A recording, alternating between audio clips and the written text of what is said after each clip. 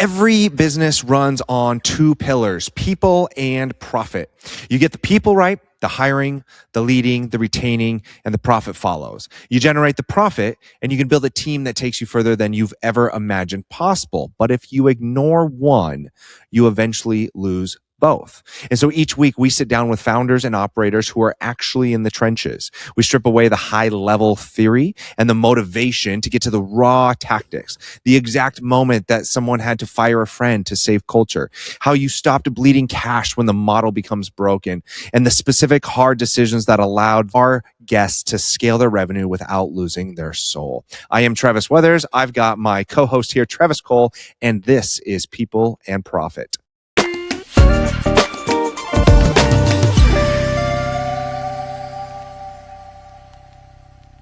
Prabh, you're a man of many colors. Thanks for coming today. Thank you for recognizing that. I'm glad you're here. We've got limited time and a lot to go through, so we will jump right into it. I've done my listening. You went from like what we've talked about, a cell phone kiosk salesman, apparently most likely to go to jail in high school. You went bartending. You've done door knocking. You've climbed multiple job roles, climbed up the corporate ladder, and today you serve as COO of Mobio Brands, right? That's mind blowing, by the way, a publicly traded company, and you're disrupting the whole moving industry with this whole David and Goliath strategy. And you are the CEO of MoveRight CRM for moving companies. Does that sound fair or sum it up? You forgot, hold on really quick. You forgot one more. You forgot that it's world's most sexiest man as well. You forgot to add that one to the list. Perfect. Add that to the list. Be sure to send this recording to my wife after this is over. Well, that sounds fair. Anything I missed in that? No, it's like when you bring that together, it's like pretty crazy. One of the things that I always like telling people now is I'm from a town of 3,000 people and there's 3,400 public companies in Canada, right? So from being from a town of 3,000 to being one of 3,400, very surreal, very fortunate. Bob Iger wrote his book. It was called Ride of a Lifetime. That's how I would sum up my life so far. Yeah. I love it. I mean, I asked the question, does that sum it up? And I think the only thing I missed is about 20 to 25 years of extremely hard work, dedication, nonstop relentlessness. Yeah. A lot of pivots. Yeah. A lot of pivots. Well, let's start out the day. Let's start out this conversation. I'd love to just open the doors a little bit and go, what did your day look like today? You're the COO of a publicly traded company. What did you do today? What kind of meetings did you have? What are you doing after the podcast? Open up your calendar a little bit for let's say today. Yeah, let me actually kind of pull it up a bit because it's kind of like a blank. My mind kind of blanks a little bit on all the things that I get to do every day. Mm-hmm. So the first thing that I started off with, I was like, we're trying to expand our long distance model in terms of moving, right? So we don't have representation everywhere. So we're always looking at building partnerships, and it's been great building partnerships with other moving companies. But then I'm like, what about van lines and all of the moves that they say no to? And so I was like, instead of van lines letting the moves go to other movers that they don't know, why don't they send them to me where I can give guaranteed delivery dates? So I won't name what van line I was talking to today, but I talked to one of the largest van lines in North America. I'm like, hey, instead of letting your competition take these jobs, give those jobs to me, and then we'll starve your competitors together. So that's how I started out my day after dropping my kid off at daycare. Okay. So you dropped your kid off at daycare. You got in. You got that meeting. That was with a van line. Yes. Okay. The CEO of a van line. Okay. Then what happened? So then I had one-on-ones with some people on my moving CRM team, just checking in, seeing how they're meeting their personal goals, what they're looking forward to in 2026. From there, I shifted into a call about a profit maximizer that we built in MoveRight, because the largest variable cost that moving companies experience is labor. So we built an algorithm with a data scientist to give the lowest average labor rate per truck, per day, per crew. And so we're looking at any enhancements we could do to make it even better. So we're seeing an average trim of 2% per day that we're saving. No additional OPEX, no additional cost to the franchise partners. 100% for MoveRight. Try to open that up. So that's for MoveRight that you're using at You Move Me, and then other moving companies can actually use MoveRight. Yes. Yeah, so when we build any features in MoveRight, it's not designed to think of like, oh, this would be cool. It's like, does it help drive top line or does it improve bottom line? Because if it doesn't do any of those two things, I don't really care about it. And I'm not going to work on those things. And if we can find small wins for moving company owners that have worked so hard in order to build the minuscule amounts of profit that they do get to build, I want them to hold on to as much as possible. And what better way to do that by adding objective measures to otherwise, which is subjective tasks. Scheduling crews to put your strongest crews and guys that like to work together is naturally a subjective thing. But if I can take math to it and have an objective measure, I can get an objective result, which leads to higher profit, which leads to happier owners. Yeah, if you're not watching this and you're listening, my eyes got bigger because you used the word objectivity, which I'm starting to fall in love with, because that's like so, it like cuts through the noise, because we're business owners, right? And we run companies, and that's emotional. And I love that you're building something that can cut through the noise of that and go, how do we build objectively the most profitable or efficient team? How do we objectively trim costs at 2%? That's great. And going back to the one-on-ones, you talked about 2026. That's like, hey, like, are you really going through the one-on-ones and just talking about the future? Well, like, where do one-on-ones come into play with you? I think some of us can come to a place where it's like, these feel monotonous. How do you make sure that these don't become a waste of your calendar time and you create that value with your team members on the one-on-ones? Yeah, I think it's a great question. I split them up into two meetings, right? One is about work focus and one is about personal focus, right? So if we can go through all the KPIs in an OKR meeting, which is objective and key results, we can kind of go through all the business metrics, making sure that we're maintaining pace. And then we have a one-on-one just to make sure that in terms of our vision, are we on the same page about how we're trying to grow this business, and do our values continue maintaining alignment? If I don't check in with my team on a weekly basis, I feel like a bit disjointed from them. And I think in order to build the strongest team possible, you always have to check in. You always have to ask how things are going in order to make sure that you have the right vision of how to make sure that they stay motivated. And instead of doing everything in a 1 hour meeting, I like to separate them into 2 30-minute meetings per week. Wow. Okay. Interesting. And how many direct reports report directly to you currently in your role? There's about 5 people that I would have one-on-ones with on a regular cadence. There's other people that I meet more sparingly, but in terms of direct reports, I would say there's 5. What's the most you've had? That's a good question. I think like it was closer to the 10 number. There's been so many different, when you're going through so many pivots in a company that's growing so quickly, 1 week you might have 12 direct reports, 1 week you might have 7, then it might be 5, then it might be 15. But I would say the most that I feel comfortable would be is like the 8 to 10 range, but ideally less is more in this instance. Okay, nice. And okay, so you had the one-on-ones. You had a wonderful meeting with a CEO of a van line. You did your one-on-ones, and then what happened? What else? Yeah, I also had a call with our AI voice agent company, looking at what other implementations that we're doing. We're one of the first companies that launched multi-agent AI models into their call centers for moving companies. Instead of working with a pre-made solution, we've been developing our own with the company. It's been working pretty well. And it's like, how do we continue to make sure that we're innovating? Because I always compare AI to a wave, and it's like we're surfing the wave versus falling behind. And I don't know if you guys have been using Claude Cowork, but this has changed my life. So I feel superhuman in these last few weeks. I know we've been texting about Claude Cowork. I still have yet to go and explore it, but I signed up and got it all configured and ready to go. Going back, you said, for those who don't know what multi-agent AI, what does that even mean? Like, let's say I'm a moving owner. What does that mean in the value it's bringing to me? Yeah, so like when we talk about AI, a lot of people always talk about AI hallucinating, right? Well, why does AI hallucinate? It's because you have one model or one agent trying to do multiple different things at the same time, right? So if you reduce the amount of variables that it's responsible for, you can have multiple agents each have their part in a chain. So instead of having one do it all, we're chaining a bunch together to do individual actions. And so we notice that there's a lot less hallucination and a lot more focus on the individual tasks. So we get greater output for roughly the same amount of cost. Okay. And what like you say hallucinations, like what am I experiencing a moving owner when I don't have that? Like what's happening to my AI agents if I'm trying to use an AI agent, but I don't have what you're developing with the multiple versions of it? You mentioned hallucinations, but what am I experiencing on my end?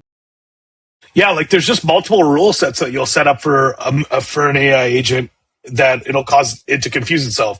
It's like, hey, reach out to this customer because they haven't booked in. But what if that customer had already texted in and saying, hey, please put me on the schedule, but you haven't completed that task yet? So you're sending automated text to that customer. Hey, we'd still like to confirm your move, but the customer's already like, I've already sent you a message to book me in. I don't know why you're saying this. And then you're just giving a poor customer experience because you're not chaining communications together. You need to unify.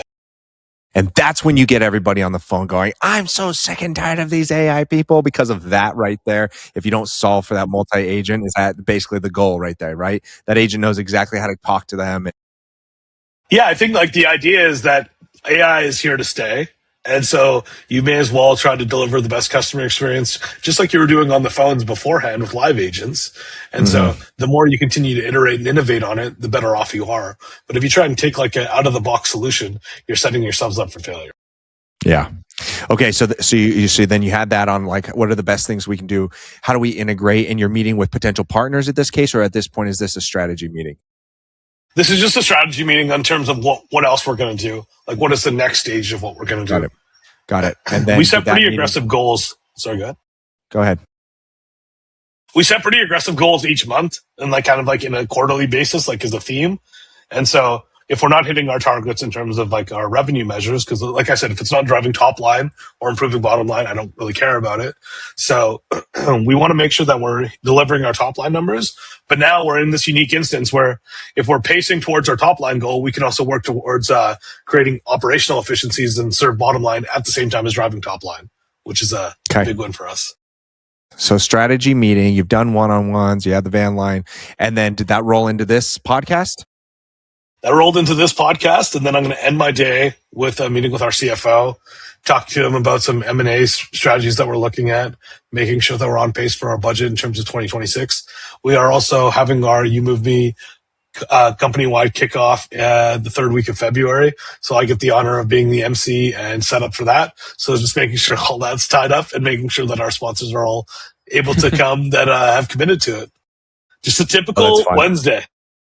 Typical Wednesday. And I think that's really, I love hearing the insight, because it's not like you're sitting here working a financial spreadsheet all day long. It's like you're in the trenches. You're having a strategy meeting. You're going from a one-on-one, jumping on a podcast, to meeting with the CFO.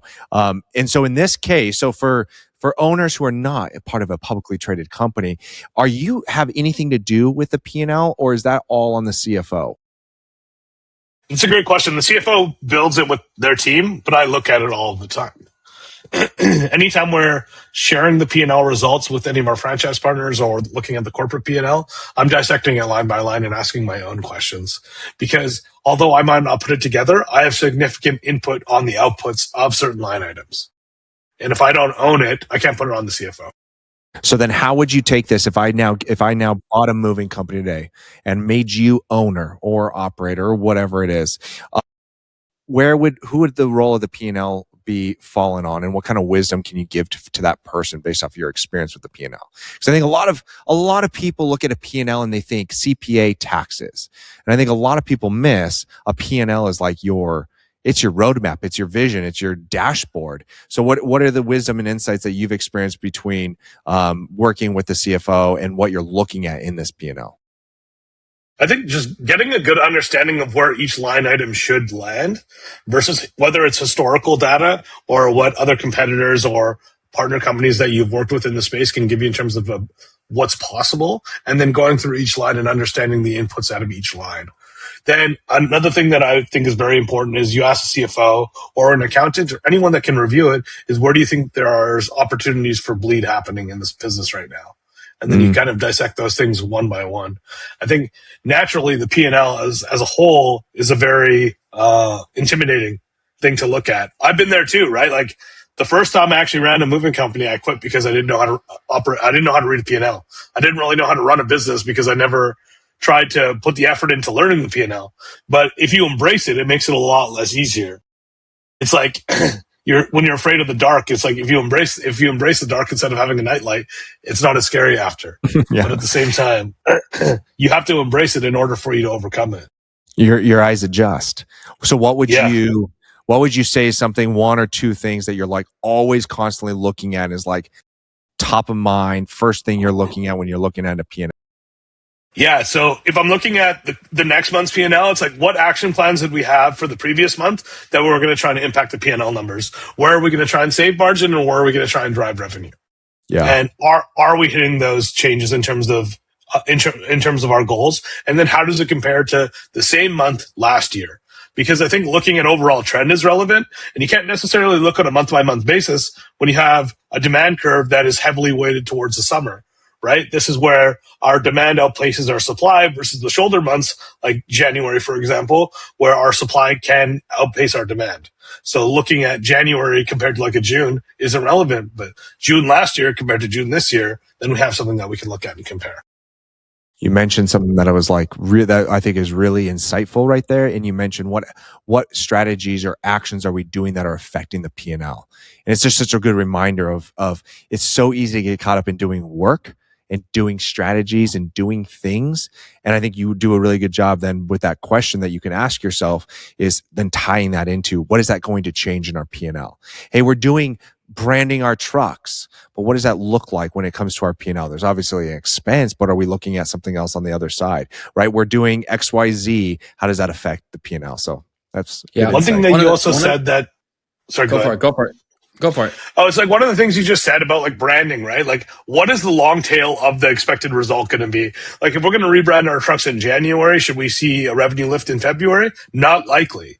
But are we going to see an organic lift in March and April and May by our percentage of revenue as marketing staying flat, but our revenue going up? Then we know that our overall branding is helping. So you have to factor those things in terms of longer forecast than immediate result, because otherwise you're going to get so panicked over decisions you make. And like anything in business is a series of bets, right? You have to look at them over longer term to be able to decide if it's a factor that's going to be a success or a failure. Go ahead, Travis. Yeah, one of the things that I wanted to zoom out on is like really as I'm just listening and I'm just kind of admiring is you're talking about your day, typical Wednesday, and the majority of your conversation, the majority of your work, and the majority of your focus is on what's coming, on the future. So my question comes in twofold. Has it always been that way? And what was the journey like going from, because I think a lot of people in your position, in your role with moving companies or whatever the case might be, are still in the position of taking care of day to day, still a position of like recapping, reviewing. So has it always been that way? And when did you make that journey, or when did you make that hop over to most things I'm working on are future focused? Yeah, it's a great question. It was never always this way. I've kind of had to like slowly teach myself that if I only work on the most immediate problem, I'm only going to have like immediate actions, and that's not necessarily going to build a long-term business. So I've been teaching myself over longer terms to start focusing on more forward thinking and what the expected result can be further ahead of time. I read a lot of books. Ride of a Lifetime is a good example. Bob Iger doesn't look at what Disney's performance is going to be for the next month. He's like, what are our strategic priorities that we've reported to the board, and how am I going to make sure that we have that impact, right? It's always about having some small wins that you can set goals around, but also having larger strategy shifts that will have a compound benefit. For me, I'm always thinking about how are we going to make sure that we maximize the profitability in the summer based on the initiatives that we release in quarter one and quarter two. Are we going to have the right tools in place to make sure that the times that we can make the most money, that we are going to make the most money? And then when we do a post-mortem, I'm actually going to look backwards instead of forwards, saying like, okay, we had all these initiatives. How did they perform relative to what our goals were? And where did we miss? And then I would look at making those adjustments and recalibrating in Q4 and Q1 to basically get ready for Q2 the following year. Awesome. And so really quick. So I think most of us, we have the desire and we have the intention to be like Prabh. And we want to be able to say, okay, this is where our focus, if I'm not looking at this, if I'm not thinking about this, but there are still team members and there are people who are bringing the worst things to your desk and they need your attention. So there's a little bit of a training that has to happen also with your team. There has to be there's also a little bit of a shift in what comes to me, what doesn't come to me. And so how do you advise someone who's trying to make that jump, who's trying to make that skip over to future thinking? How do you advise them on how to manage or how to shift their team into that direction where they don't need you all the time and they're not the ones that are dragging you into the day-to-day? Great question. It kind of comes back to the whole one-on-one and OKR side of it, right? When you go through the OKR, people are always going to tell you about how they define OKR. What's an OKR? Yeah, sorry. objective and a key result, right? So what's the goal and what results are you doing to make sure that you hit that result, or sorry, that objective? And so on the business side, people will inevitably miss their objectives, right? And they're going to come up with a bunch of excuses, and then they're going to walk through those excuses and be like, okay, were these really actual problems, or can we make decisions faster? And you want to have the mentality of like, if you're going to fail, you want to fail fast and you want to fail often so that you can kind of get it out of the way and keep moving and making decisions. I look at my decision velocity as a KPI of my success in business at this point. Because to your point, like, you can get dragged down by so many decisions that you're making that actually slow your ability to actually work on what's in front of you, let alone working on what's down in the future that we need to be thinking about. So my decision velocity is something that I really try to empower with people when we look at OKRs. And then on the one-on-one side, it's about making sure that, number one, you have the same vision in mind and working towards the same goal, but also you're empowering your people to feel that they have the comfort in being able to make decisions. I often tell people, whether it's my mastermind community groups that I work with Mark, or anyone that I work with on a regular basis, no one has made more mistakes than I have or wasted more money at UMovie than me. And I say that to be relatable. On a resume right there. No kidding. But also for everyone to understand that, like, this is part of the process. It's not about making mistakes. It's what you learn from the mistake and if you're going to repeat it again. Mm-hmm. And so my goal is to have probably the widest range of mistakes, but the least amount of repeated mistakes. Mm-hmm. I love that. And I resonate with that myself. I just spoke at a digital marketing conference last year in December. And one of the things I talked about is 3 pillars that set us up as a digital agency for massive success. And one of the pillars was executing, but with speed. And I think that's so real. Is like, everyone can execute, but it's that speed. It's like, you look at the fastest growing companies, the business owners that you would love, respect, and admire. It's speed. It's that execution with speed. And they're not necessarily always tracking the accuracy of how perfect that decision was. It was like, how quickly can we go and execute this, test this out, and decide what we want to do with that. I think even Jeff Bezos said on a podcast one time, he says half the time we'd sit in a board meeting and it would be faster and more efficient for us to just go execute on this than sit and strategize and think about all the things that could go wrong or all the things. And he's like, we'd rather just execute and then see what happens. It's like, yeah, that makes sense. Well, look at the example on the Amazon side. Amazon had the Fire Phone, right? Let's not forget that existed. It was a huge tech blunder. They wrote off most of their inventory. I don't think Amazon's hurting right now, right? Nope. So it's like, it's not so much like the fact that you make a mistake, it's how you bounce back from that mistake. Mm-hmm. It's like, what's the inherent risk in terms of what I'm doing, and what is the impact on the broader spectrum of what's to come. Yeah. Rotate Digital I started out by trying to sell courses of marketing to moving company owners. And I had a goal that I would get through 30 phone calls. First time I've ever been in the movie industry, I was focused on that. I had to go phone call after phone call. I remember like my 4th phone call was with Tim Krupp, and he's got this massive business. It would have been a great business for Rotate Digital to own and have and be as a client. But instead I was selling courses. And I remember Tim, he's like, I'm not looking for a course. I'm looking for somebody to do this. And it was after like the 7th or 10th or 12th sales call that I've been people asking, like, do you do SEO? And I'm over here trying to sell a course. I just remember one day I was like, yeah, we do SEO. How much? I was like $1,000 a month then. It was like, okay, I'll sign up. And it's like, oh, there it is. That fast, quick, execution, but then that pivoting with speed. So great. You opened this can of worm. I do want to get into this because I know there's going to be a lot of moving owners that are going to be listening to this. I want to go into this whole van line thing. And knowing that there are agents out there that are with van lines, there's probably CEOs and COOs and presidents of van lines listening. What are you consulting on a moving owner who's part of a van line? What is your concern for them? What is your model and drive to change this? Like, I want to hear this because I love the competitiveness that you have in the spirited way, in the hustle that you have in the way you work.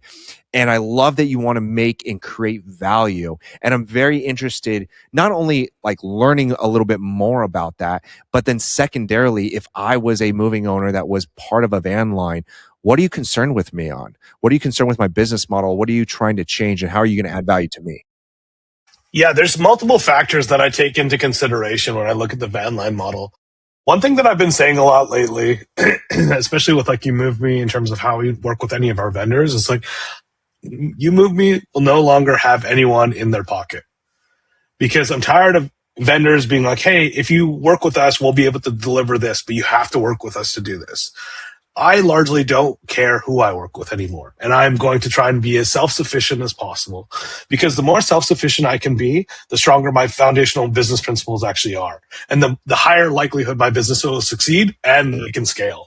So when I, when I look at a van line agent, they rely on a significant portion of their revenue to come from the van line network, right? So if that van line network is an older model, which it is, that has diminishing returns because there's added competition, which there is, and they have innovators in the space that are disrupting it, which is me. There's a lot more threats there than there are opportunities. So if there's more threats than there are opportunities, where does that leave the van line agent? That leaves them in a predicament, because their business is not going to have as much value in terms of sale, because innovation is taking over their opportunity to have an exit later. So when, let's go back to the Amazon example. When Bezos was selling books, everyone thought he was online. Everyone thought he was a fool and it wasn't going to work. He's like, this is precedent to prove that you can do anything online and you can sell any goods online. Barnes and Nobles were like, oh, like this is not a threat. I can't remember the last time I've ever even seen a Barnes and Noble or walked into one. Right. So it's like disruptors will always exist, and you have two choices, right? You can ignore them, or you can try to compete against them. Look at Blockbuster and Netflix, right? So now, instead of trying to partner with a van line necessarily, or be a van line agent, or build my own van line, I will disrupt the van line industry. And the reason why I want to do it is because the franchise partners of You Move Me are the most important people to me in my professional career. Not because I work for them in the way that they pay royalties to You Move Me as a corporate business, but because over the last 12 years, they've entrusted me with working in all these different roles to help support and grow their businesses. Loyalty to me is very important. So if I can build every You Move Me franchisee to be a freestanding business owner that isn't in anyone's pocket, then they have the highest likelihood of success, and we have the highest opportunity to exit. Or if we had a private equity group come knocking, they could fill their pockets because they have multiple self-sustaining businesses that don't rely on any one person to solve their problems.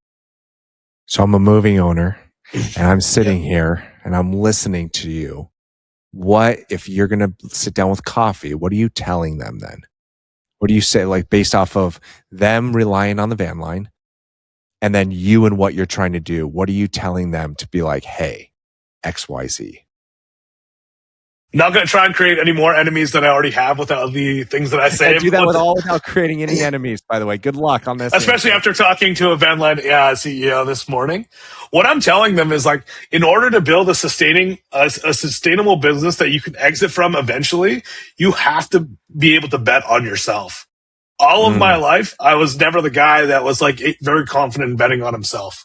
I was like, oh man, like, I don't think I can do it. Most things. I don't think I could do anything, in fact. But then I realized, like, well, if I never bet on myself, I'll never be able to succeed without someone else handing me something. Right? So the more you can bet on yourself and push through hard work ethic and also creativity and innovation, the higher likelihood you have to succeed. So if you're going to be a part of a van line, no problem. Continue. I hope that it serves you well. But at the same time, you also have to offset the revenue that you generate from the van line with revenue that you're generating personally. And if you can't achieve both at the same time, you have to have a look in the mirror and decide what your future is actually going to look like. Because if you're going to continue working and relying on someone else, you may as well be an employee, not an owner. I love that so much. For those of you who don't know Prabh, I've been the privilege of getting to know him over the last like 5 months. You could have said so many things in that answer. And the thing you said to say to them, or that you would say to them, is take a bet on yourself. And I love that so much. That's so exciting. It's so inspiring. So I'll lean into that and go, you have kind of gone up to these competitors and be like, I will take you down, David Goliath style, right? So how do you just made this beautiful comment of like, bet on yourself. And I think it just shows how you are able to somehow balance being cutthroat and also not being the most hated person in the world and like bringing value to people. What are some either tactics or wisdom that you kind of steer yourself when you're doing this, right? I got to be cutthroat in business and I got to be competitive and bring value, but I don't need to go burn bridges all over the place. So, and you did that perfectly with your answer of bet on yourself. So how do you, what's some wisdom or things that you do to like keep yourself in that healthy middle ground there? Yeah, it's a great question. I think it's looking at retrospection, right? Like I was actually talking to a vendor last week and I was inviting him to come speak in our conference. And I'm like, I have good news. And he's like, what's that, Prabh? I'm like, I've exited my evil Prabh arc. I'm no longer going to be evil Prabh when it comes to working with vendors. He's like, oh, that's great to hear. He's like, what's changed? I'm like, well, I realized that if I continue to be evil to you to get what I want, you might make some concessions, then there's no real longevity in our relationship. And in order to build a business and work with others, networking is based on the principles of reciprocation. So the more I will do for someone else, the more others will do for me. And and there's strength in collaboration. So when I look at those principles and I look at all of the moving company owners that I've met, how much revenue we've been able to do with each other through partnering on the long distance program, but also just like how many favors I've been able to call into people, be like, hey man, I just need some advice on this. People are willing to put their hand up for people that aren't in their evil arc, but are actually in the arc where they're trying to serve others. In my heritage and my culture, so I'm Sikh. We speak Punjabi, and there's a term called seva, right? Seva means to serve others. It's very, very important in Indian culture. And I guess I'm taking the principles of my cultural heritage into business, and I'm experiencing the ripple effect of that.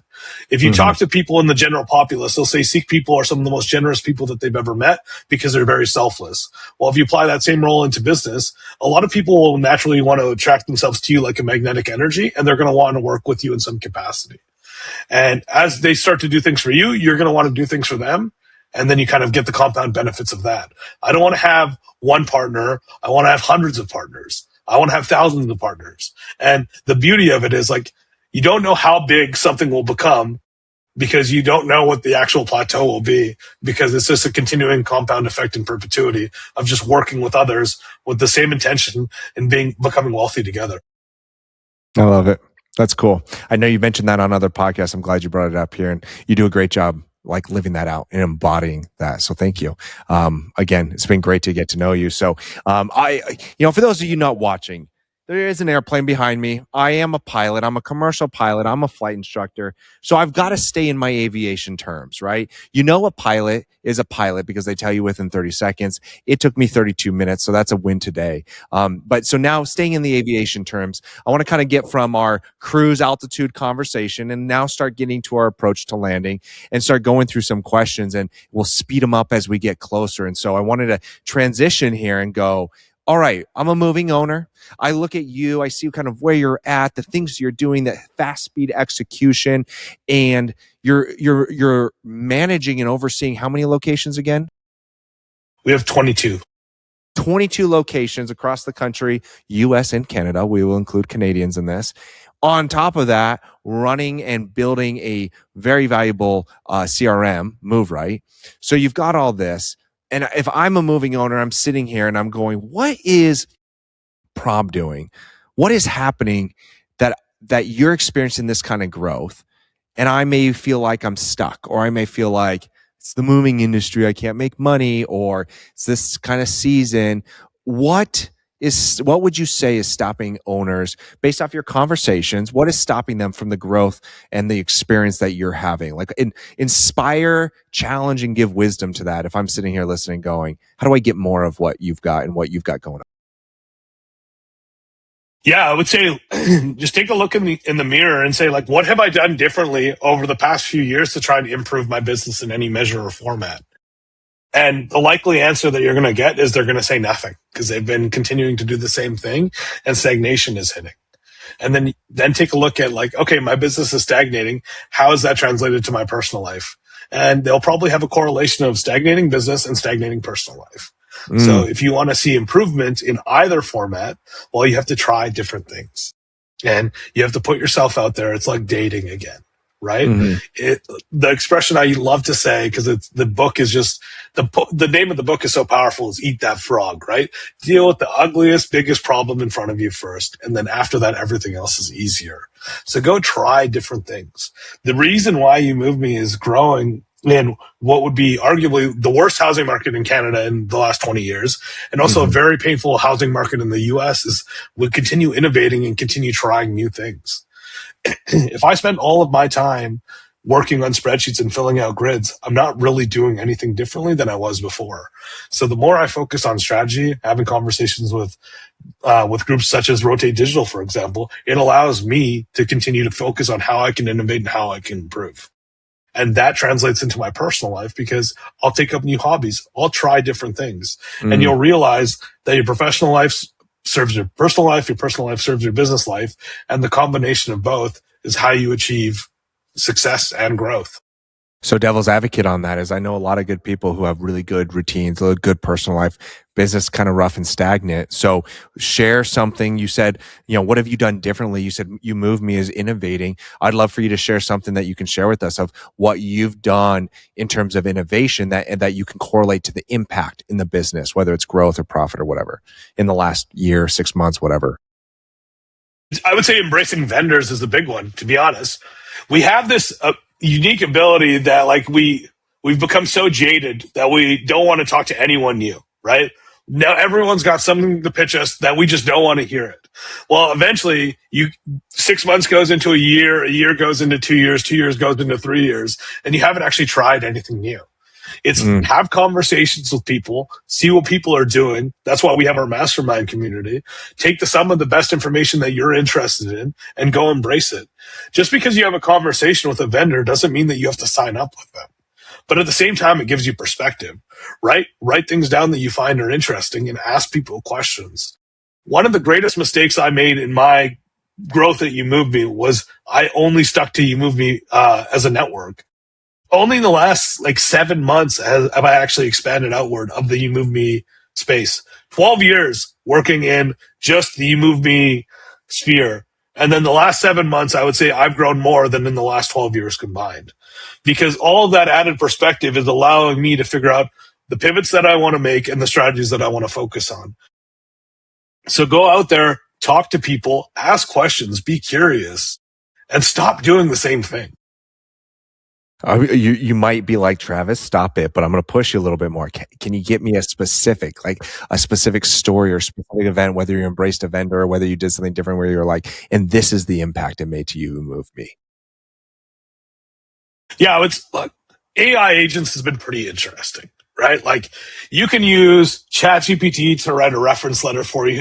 You can use it to rewrite your resume. These are largely useless things. You're basically using a Google 2.0. Right? What we look at AI is what kind of function can I get out of this? One of the biggest bottlenecks in the moving industry is that we have business hours that our sales center operates in, right? We operate from 8 a.m. to 6 p.m. What about all those people Monday through Friday and then different hours on the weekends? What about all those people that get off work at 7 p.m.? Do they have to wait until the next morning to get a hold of you? Well, they can fill out a form and then we'll get back to them. Then we go back to the whole speed to lead thing.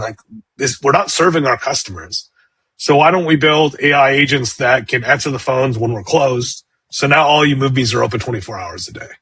I love that. We don't allow our ability, our limitations, to stop us from serving our customers. We try to be as accessible to our customers all of the time so that they know that if they're gonna call one moving company, the one that will always answer is YouMoveMe. And I assume that you saw a direct correlation impact to an increased leads in the times that you maybe wouldn't have or something.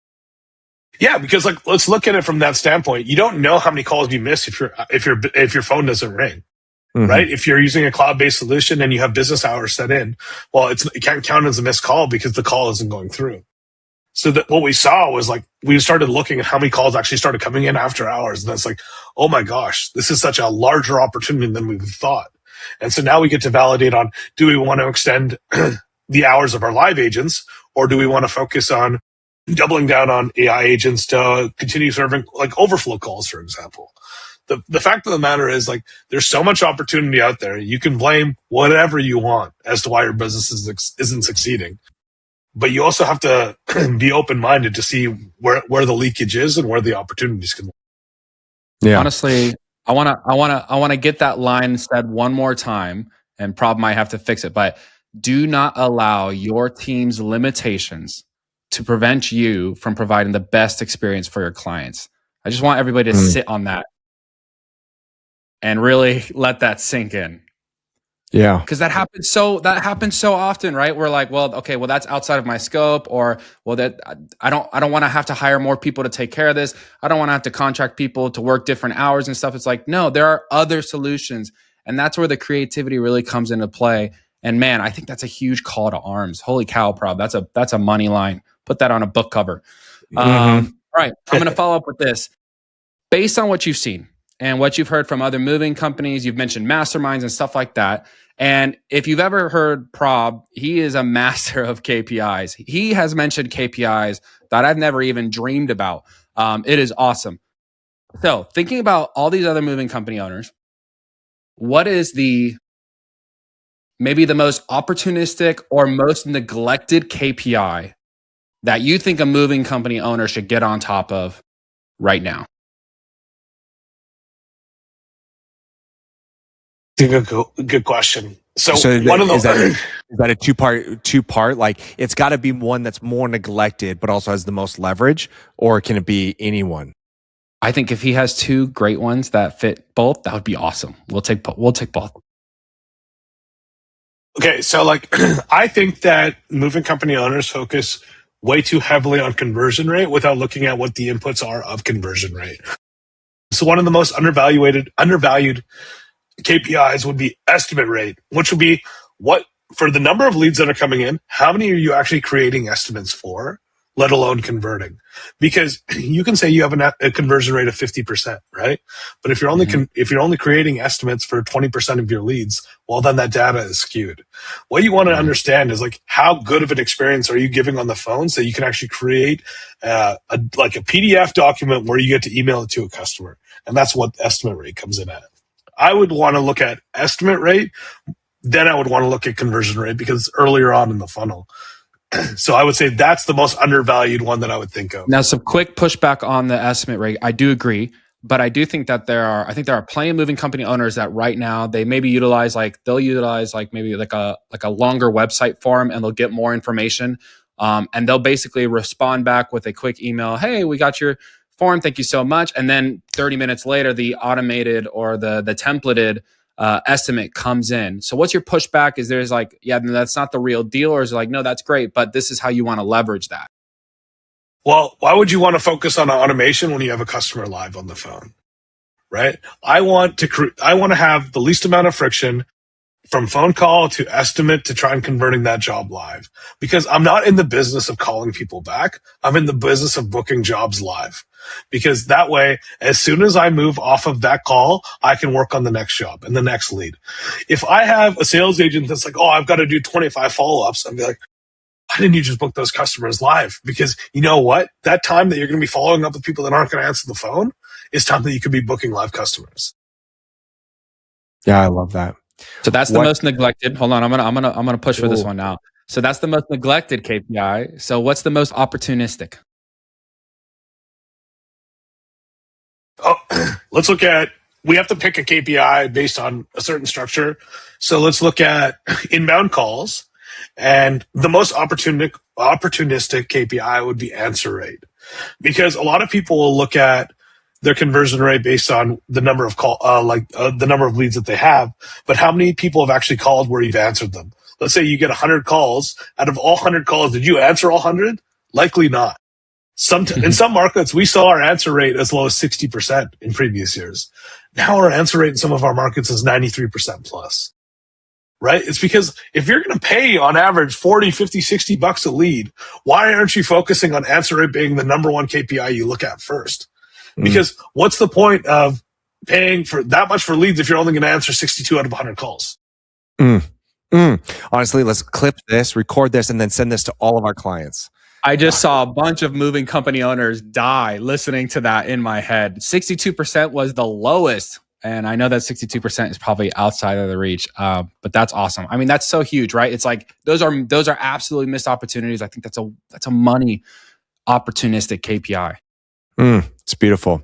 Well, I don't know if you've heard this, but we have been cleared to land. So we got one more last question here. Prabh, this is for you, and then we'll talk about your mastermind, how people can get a hold of you. Last question for you. You have a degree in marketing, by the way. I don't know if people know that, but you've got a degree in marketing. You've got sales experience. It seems like you're a salesman at heart. So what's more important in your opinion, sales or marketing? Holy shit, that's a that's a tough question. I think marketing, to be fair, because like Really? if you don't have a draw from customers to come in, then you can't make sales, right? Like you could be a really great salesman, but if there's no one that's seeing why you're that's seeing your business, then how are they even going to get to you in the first place? Yeah. I mean, I go back and I agree with the answer today. But if you asked me 7 months ago, I'd say sales, right? Mark Cuban says sales cures all. But if you asked me 6 more months before that, I'd say 100% marketing. You market really well, it creates the demand, and then it's easy to sell. So, all right, we'll run with that. Let me ask you one question before we break. Why do you think Coca-Cola spends so much money on advertising if sales is the number one driver? This is a great question. Let me know the answer. I just don't see it. Like, I don't see big Fortune 500 brands always looking at all these different verticals to market, to create reach if there wasn't a driver for it. So that's true. Before sales, you have to have distribution and reach. How do you get distribution and reach? It's marketing. How do you get distribution? Yeah. You can't be a great sales team if you don't have the distribution or reach to bring in the leads, right? It's like we're looking at expanding our company. It's like, well, you can talk about hiring more salespeople, but you've got to have a good avenue, a vehicle for that distribution for them to go and create more channels. But it's hard to get somebody to go create the demand for Coca-Cola if nobody knows or has that desire to buy a Coca-Cola, right? Is that where you're going? Absolutely. With? Beautiful. Well, Prabh, we've officially landed. Really appreciate you being on the call today and on the podcast. Share with us a little bit about your mastermind, Move Right, and then if someone's listening to this and they're like, I want more of Prabh, mastermind is probably the way to go. But how would they get a hold of you? How would they get some more information?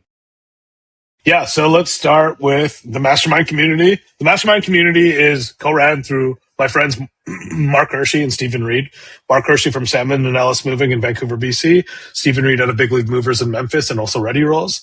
We have a group called Movified Nation. Go to movifiednation.com. Click learn more about the mastermind community. Submit a form.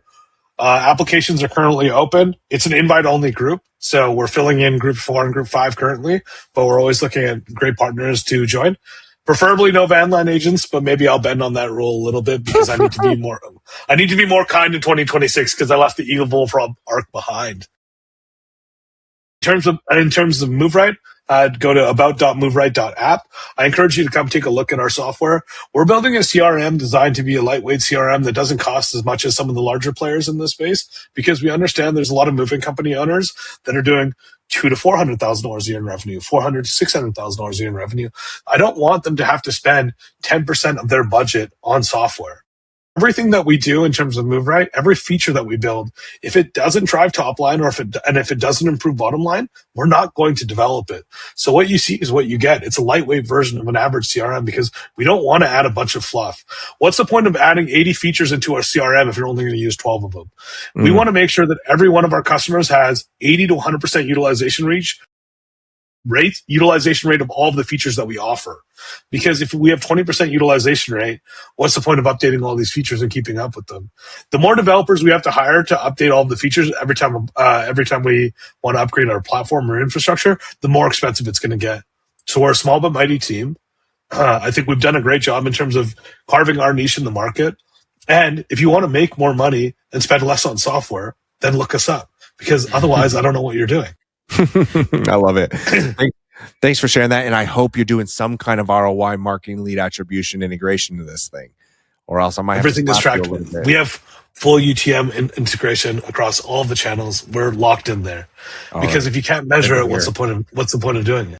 I'll give you a good job star sticker for that. Thank you. Well, Prabh, really do appreciate it. Thanks for being here today. I really loved our 20-minute podcast. Yeah, it was my pleasure. hopefully everyone that was listening got some good nuggets out of this. And yeah, feel free to reach out to me if you have any more questions. Thanks again for your time. Travis, you did a great job. You were the hostess with the mostest in the air. Thank you very much for the double pack of peanuts. I'm allergic to them, but I'll give them to my wife. But Yeah, I'm so grateful. Glad you enjoyed this plane ride at People and Profit Airlines today. So thank you so much for being here. For everyone else, thank you for listening, and we will see you on the next episode. Bye. See ya. Later.